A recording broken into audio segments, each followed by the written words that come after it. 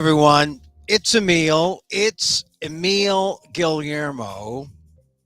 Emil Amok to you. Hey, how are you? Welcome to my Takeout, Emil Amok's Takeout, my takes on all things considerable.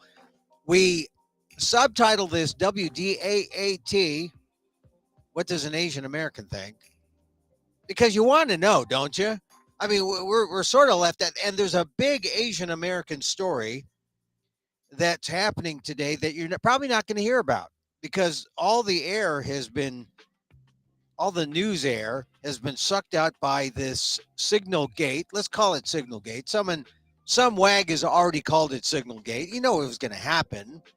The group chat, the special principals group chat discussing a bombing or an airstrikes in Yemen on the Houthis.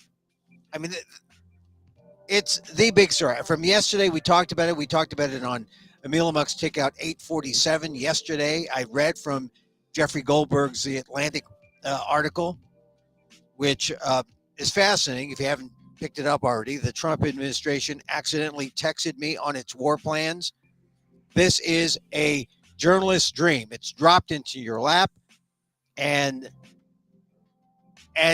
you can't believe it. You're skeptical. Like, am I this lucky in my life that I get this story that says I am an official or an unofficial fly on the wall, which really is the big screw up.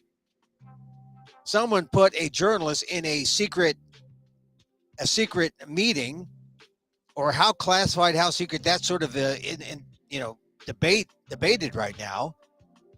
But no one who was at the meeting, and there were these high-level officials, Tulsi Gabbard, Director of National Intelligence, Michael Waltz, the National Security Advisor, Secretary of State Marco Rubio, J.D. Vance, they were all on this app, group chat, right? They weren't looking at each other eye to eye, face to face, in person. One of them, Steve Witkoff, the special envoy to the Middle East, he was in Russia. And they're on this commercial app that you can get on your phone. And if I can use it, I just don't have anyone to talk to that is, so secretive that, we should go to an encrypted thing like Signal. I use WhatsApp, but all these things are, because they're commercial, readily available to the public. You shouldn't be talking about classified to top secret type of things. And they did. And they included a journalist. And he was responsible and ethical, and that's where America is lucky, because Jeffrey Goldberg just wrote a story about it saying, hey, this happens. This is how our country is run. His ethics prevented him from telling the real details, but he said, look, I got all the details here about the kind of weapons, the targets, what they were going to strike, the timing. To his credit, he did not divulge any of that information. And mind you, this is all about 10 days after the fact, after he was involved in this group chat or included in the group chat. Today, what we saw was it involved a Native Hawaiian, an Asian American Native Hawaiian Pacific Islander, Tulsi Gabbard, who shouldn't be there. Totally unqualified. She showed how unqualified she is. Well, first of all, she denied that she was even on the group chat. Hey, we got it. We have screenshots of the group chat. She denied that she was on. Then she said, I can't talk about it because this is under investigation.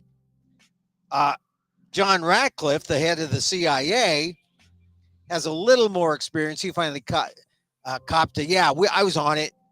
But then he said that there were no laws broken. He said there was no classified information. And then pretty much Tulsi Gabbard just kind of followed him, but she was deer caught in the headlights, right? She was like, I don't remember. I didn't see anything. And then as the hearing devolved, because they were just outright lying and stonewalling, it ended up with Ratcliffe, the head of the CIA, and Tulsi Gabbard, director of national intelligence, saying, I don't recall. I don't recall. John Ossoff, the Georgia senator, said, you've been preparing. He asked this of Ratcliffe. He said, you've been preparing this all morning. You don't recall what you heard, what you saw? I mean, it was, and Senator Bennett, Colorado, very strong. Mark Kelly, Democrat, very strong. All the Democrats are very strong. It didn't have to be bipartisan, but the Republicans who are puzzled by why Pete Hegseth did this and put together this Signal chat group, they're not saying anything as loud publicly, but there are some Republicans who are upset that this is happening. Look, it involves our people, and I suppose you can be just lucky that no one on our side was hurt. No military personnel from the U.S. was hurt. But that's a lousy way to assess whether or not this was a blunder or whether or not this was something that we need to investigate. I mean, point blank, when asked, should there be an investigation here? I mean, Ratcliffe, whether or not it was a mistake even. John Ratcliffe of the CIA said, no. This is CYA, right? And what I find interesting about the day 2 story, because this is always true. The sin is in the cover-up, right? They don't learn this. So I didn't want to talk too much about day 2 of SignalGate, but it is kind of fascinating. I mean, for the most part, most of my morning was taken up by watching that hearing, and I was just amazed at Tulsi Gabbard, how she totally over her head and couldn't answer the question. Once Ratcliffe started with the I don't recall, then she knew the standard answer for people under oath who do not want to divulge the truth. You simply say, I don't recall. It's tired, but it is out of the lying politician's playbook. And that's what we have. So it's interesting to see how we get the truth out of these people. But Senator Mark Warner was right on top of it from the very beginning. He said, if this wasn't classified, and he asked this of Gabbard, he asked this also of John Ratcliffe, head of the CIA. He said, if none of this information was classified, then why don't you just tell us? I mean, that was sort of the, oh yeah, why don't they just come clean? Well, Tulsi Gabbard had the answer. She said, well, this is under investigation, we shouldn't talk about it. Nothing like seeing politicians caught red-handed.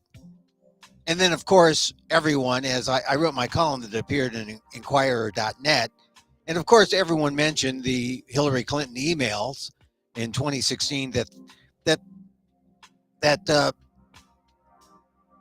Donald Trump mentioned recently. I forget how he mentioned it. It was in the context of some press conference, or he mentioned, that when his back is up against the wall, he'll mention Hillary's emails.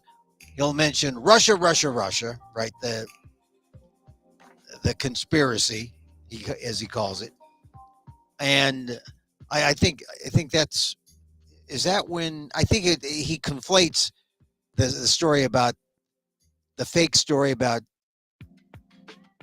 Trump with some Russian operatives, and it's a dirty story about Trump, which turned out to be false. But he conflates it with the charges that Russia tried to interfere with the 2017 elections, which you'll recall Intel suggested they did. Make that 2018. 2018? 2017. Intel suggests they did, but, or maybe 26, excuse me. I get my dates mixed up. Intel suggests the Russians did, but Trump, because he talked to Putin and he trusts Putin. Another instance like that came up the other day when Steve Witkoff talking about, how can we trust Vladimir Putin? He said, well, I talked to him. I believe him. So, these are things that come up and you see them happen in real time. Say, hey, that reminds me of this instance where it happened in the past. And yeah, because that's your experience. If that's your experience to lie about these things, you go back and you say Russia, Russia, Russia. You mentioned Hillary's emails, and it's all about national security. And here is this story, which is all about national security. And the Republicans, the Trump administration has a big, they've got egg on their face. I hope it's not the expensive egg, but they can't hide. They try to say, oh, it's nothing. Oh, we're bombing the Houthis and making it sound like taking a victory lap for bombing the Houthis when, Biden was bombing the Houthis. I mean, it's part of a strategy that Trump inherited. So they're just caught red-handed. And it's embarrassing to see how our top political leaders on the Republican side are handling this. Just embarrassing. But as I said, when no one wants to talk about it, the logical answer is, well, of course, if it's not classified or top secret, as you say, then divulge the darn thing. Tell us what you said and let us evaluate, let the public evaluate it. The journalist, Jeffrey Goldberg, didn't reveal it because he was being ethical and he didn't want to be in violation of any, top secret, information. He didn't want to, a reporter just reports, doesn't get in the way of the process.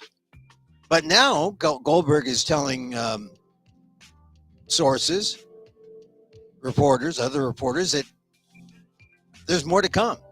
So probably they'll be vetting what they have and probably will reveal and maybe redact some things, some names. But, in the first draft of the piece, the Trump administration accidentally texted me its war plans. It goes into pretty good detail.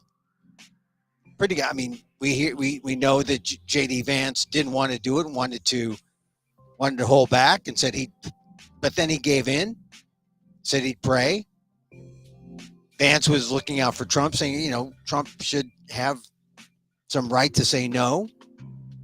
But then it was up to Hegseth. Hegseth went full speed ahead. And then within 2 hours of the group chat, they started bombing Yemen. Mike Waltz was congratulatory. They were using emojis. So we got what we needed from this, I think. But now that they're lying about what was said and what they did, I guess we're going to have to see more. So that's the hypocrisy story, still a big deal. And I know a lot of people say when they hear stuff like this and they hear about SignalGate, they might say, oh, they'll let their eyes roll over. But this is not this is not the time to let your eyes roll over, because it tells you something about, number one, how the government is acting, how the government treats top secret materials or classified materials, how they treat national security. And if you don't think national security has anything to do with you, well, consider how the administration plays fast and loose with the idea of national security. Here, they say talking about war against the Houthis in Yemen, no big deal. There's nothing there. You didn't say anything. Meanwhile, as far as trying to get rid of sanctuary cities, trying to go after 1,000 undocumented immigrants a day, get those numbers up to deport them. In order to deport legal resident aliens, they are invoking, guess what? National security. Oh, it's a national security. These are a threat to national security. These people who we're not going to tell you that they're members of a gang, a Venezuelan gang. We can't tell you that because that would be a threat to our national security.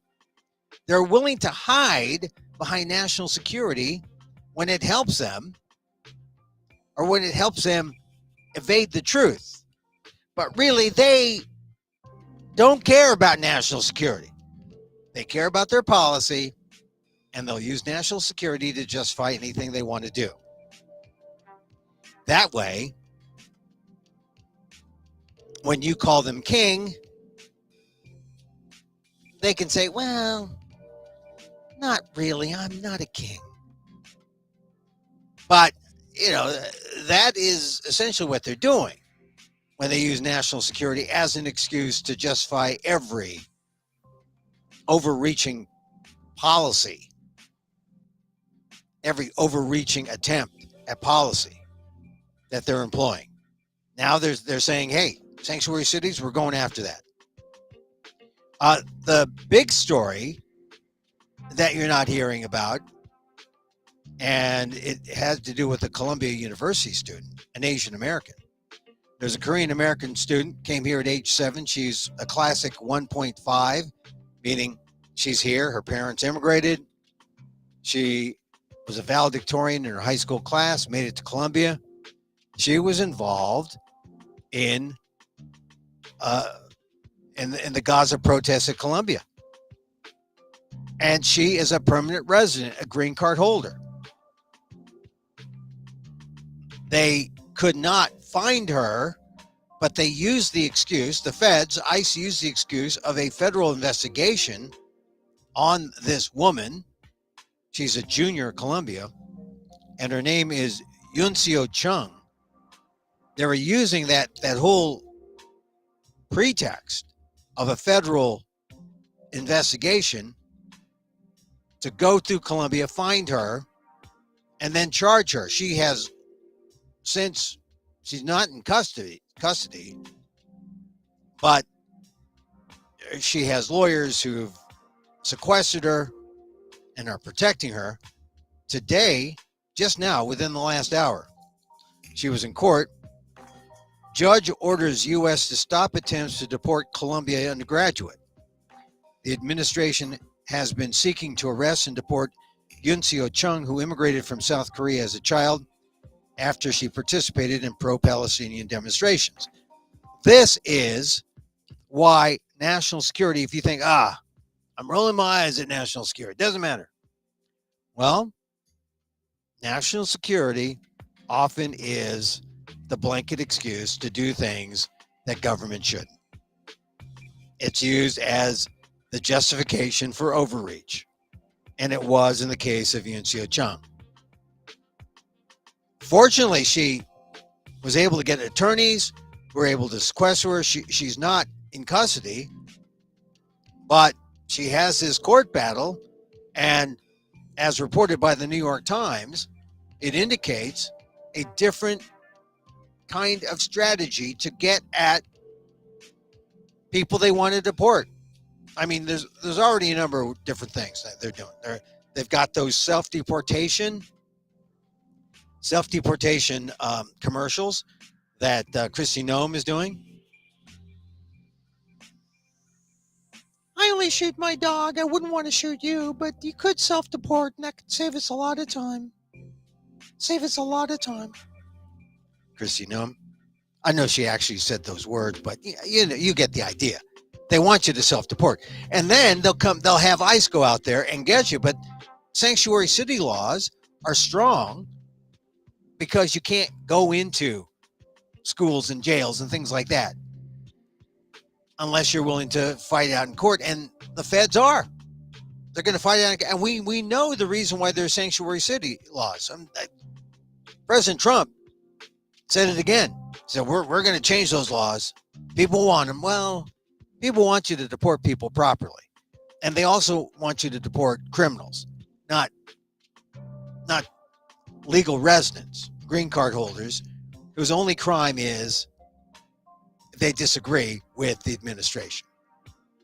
I mean, we are now coming to this idea that the First Amendment right that all Americans, all people here in this country have. Because it didn't say citizens only for the First Amendment. It's like all Americans. If you're in America, you're an American. But they're going after First Amendment rights. They're saying, look, if you disagree with the administration, you can be deported. National security concern. That's the scary thing.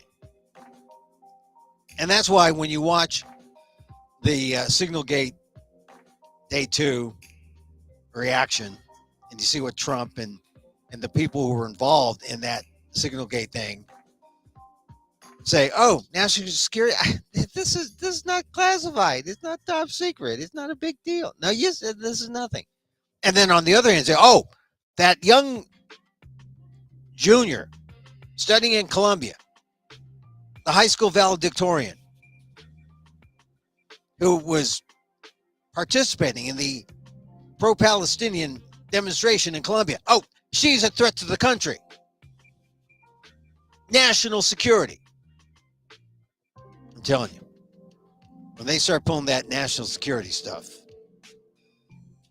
we bow down and say, yeah, okay, you're the boss. No, you're the king. That's why you got to stand up, use the law, use due process. That's like those guys who were sent, the Venezuelan gang members. We don't even know if they were. Who were sent to El Salvador, to prison in El Salvador. Just stripped of due process, stripped of their hair, stripped of due process.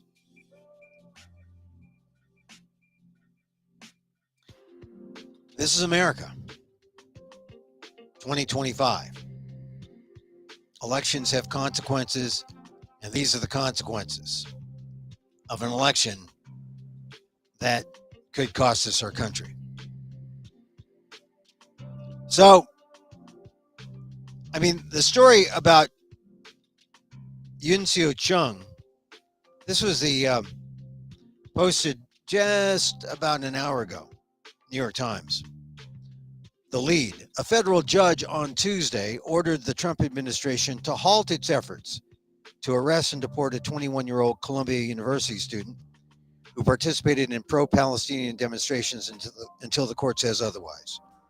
The administration has been seeking to arrest the student, Yuncio Chung, since earlier this month, according to a lawsuit filed by Ms. Chung's lawyers. The judge, Naomi Buchwald, said during a hearing on Tuesday that nothing in the record indicated that Ms. Chung posed a danger to the community or a foreign policy risk or had communicated with terrorist organizations. You need proof. You need evidence. You can't just say, oh, that person is there at a protest. She must be a danger, a national security, foreign policy risk. No, she's a person in America with a free speech right, and she's speaking out. She's an Asian American, a Korean American.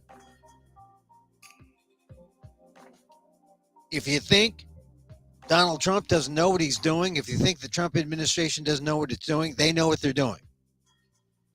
And everything is to precipitate this slide. A slide into authoritarianism.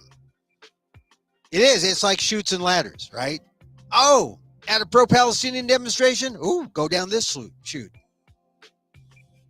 This slide. Try to grab a lawyer while you can.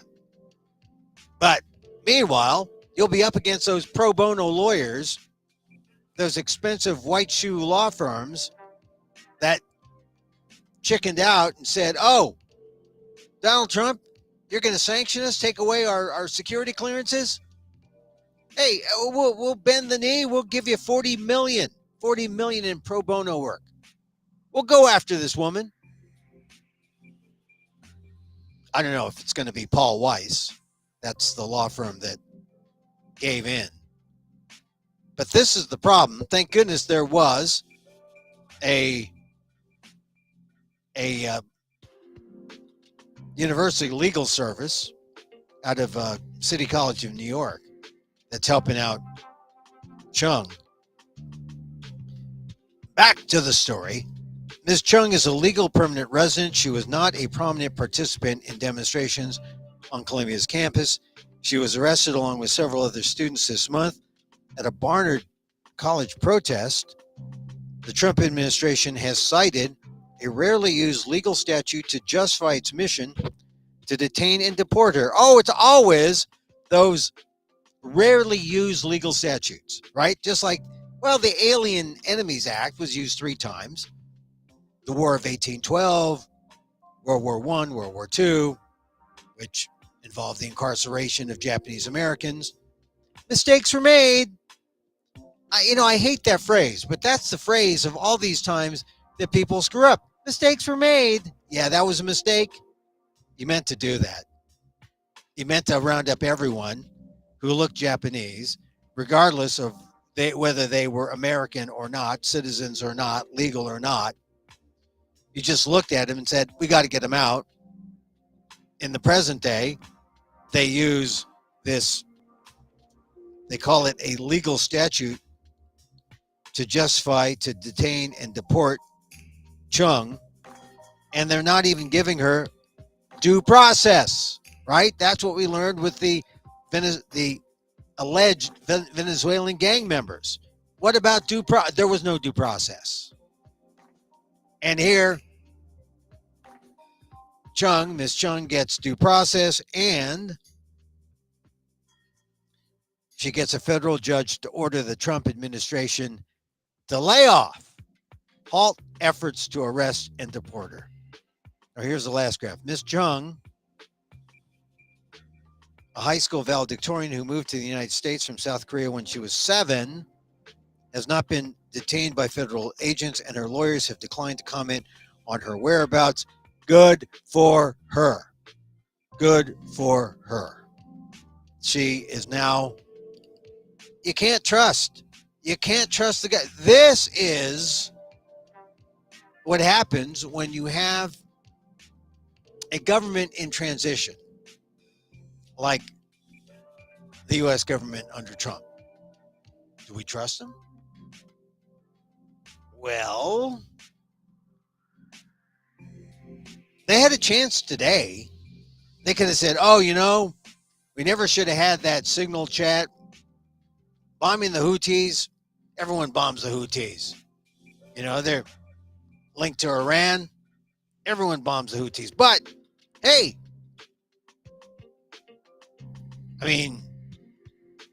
should we have been on that signal chat? No.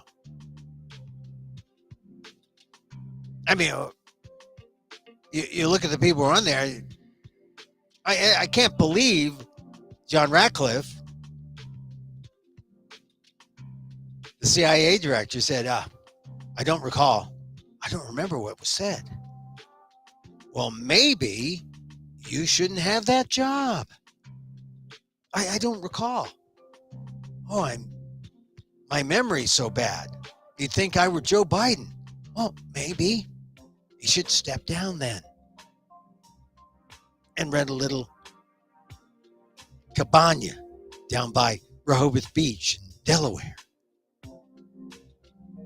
Or what about Tulsi Gabbard? I had no sense of Asian pride to see Tulsi Gabbard sitting next to Kash Patel. Kash Patel when asked, "Hey, are you going to invest? Is the FBI going to investigate?" Well, I just got briefed on this last night and this morning.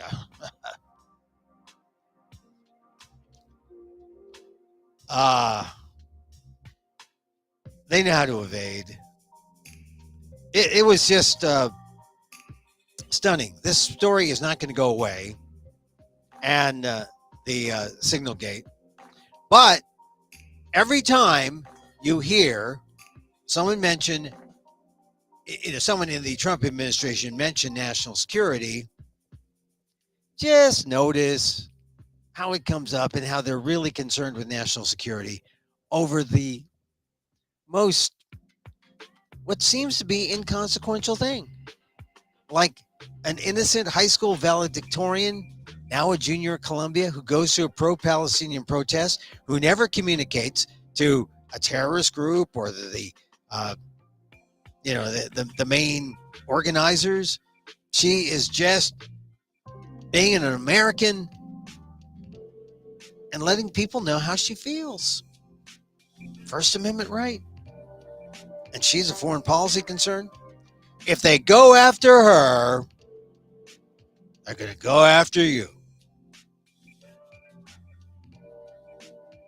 I mean, that sort of brings home the whole SignalGate thing. Because I can hear people say, oh, come on, Emil.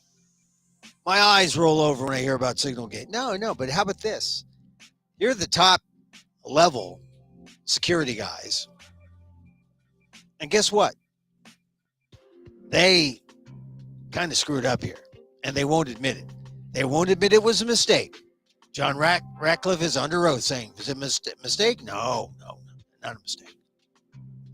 I think they're forcing Pete Hegseth, who can classify and declassify at will. And when he said last night, nothing was declassified, I think maybe that's sort of where he's headed. I'm going to declassify all this and make it all moot. Well, if he could do that, but it's pretty obvious he's just covering his butt for, once again, not being professional, not being, or just, screwing up. The screw up wasn't talking about the top secret stuff. The screw up was, how did a journalist get in there in that group chat? So let's see what day 3 brings. Maybe another story by Jeffrey Goldberg, really detailing everything that the Trump administration folks who were there says, hey, no big deal. Oh, Goldberg says that I got the missile packages. I got how they were going to do it, when they were going to do it. So, story's got legs. Consider this. I mean, Watergate is like small potatoes compared to all the things that Trump was indicted for. Oh, including those Mar-a-Lago documents that he kept in the bathroom. I mean, compared to Watergate, I mean, all the stuff Trump has done has been bigger. And all the stuff that happened with this Houthi, Yemen attack on Signal, that's bigger still. I mean, Watergate was just a burglary. Republicans set up the burglary of the Democratic National Headquarters to find out what's going on. Burglary. It was not as big a deal as we're going to kill some Houthis. And the threat of something going wrong, Americans could die. American military people could die. That's why this is a bigger deal. And then let's bring it home this way. If you've got family, friends in the military, if you're in the military, if you mishandled top secret or classified documents, would you be treated with kid gloves from Donald Trump? who said about Michael Waltz, oh, he's a good guy. He learned a lesson. He's a good guy. No, I think it's got to sink in that someone really has to get fired for this. Someone who was in on that signal chain. Because this is the way America is running. And it's not, I mean, look, Elon Musk is firing people left and right. And not very well. Making mistakes. A lot of mistakes. The Trump administration. They're acting like the gang that couldn't shoot straight. They're acting really like a bunch of incompetents. But this is what's going to happen when you hire people who aren't the best and the brightest, but you hire people who are the most loyal to Trump. And that's a sad thing. That's a sad thing.